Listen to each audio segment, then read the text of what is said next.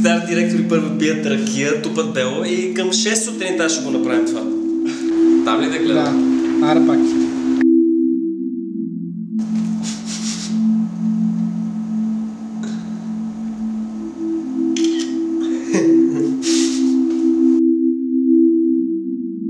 И то си идва Коледа.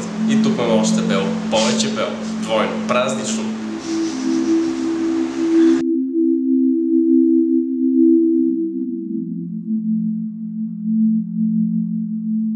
Какво е Бъни ли? Бъни е всичко. Елмери, социални мрежи, ТВ, аудио. За Бога ние брандираме танко.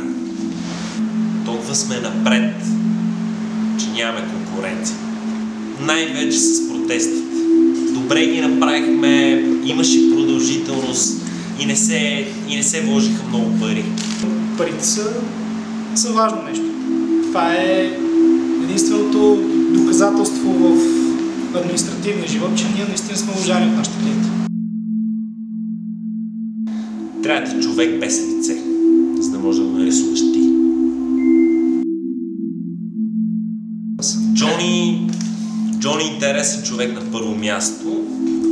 Не може да му се има доверие първо. Второ, просто създава едни бащински усещания в мене и трябваше да го взема на работа. Имам проблем с моето злоупотребяване с наркотици. Това са несериозни обвинения. Ако аз не съм в Бъни, тази агенция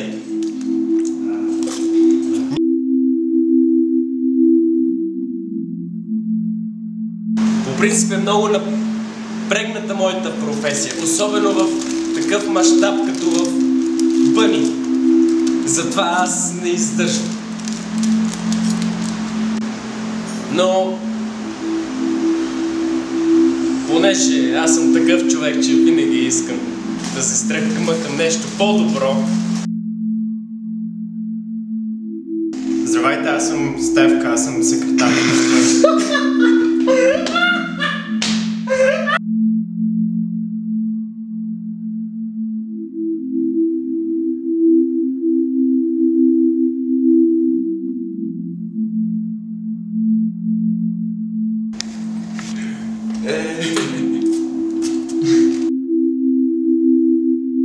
Какво е за тебе работата ти в...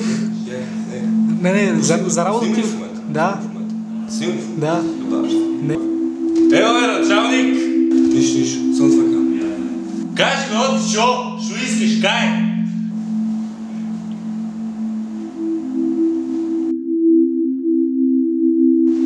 Ще ти струва скъпо.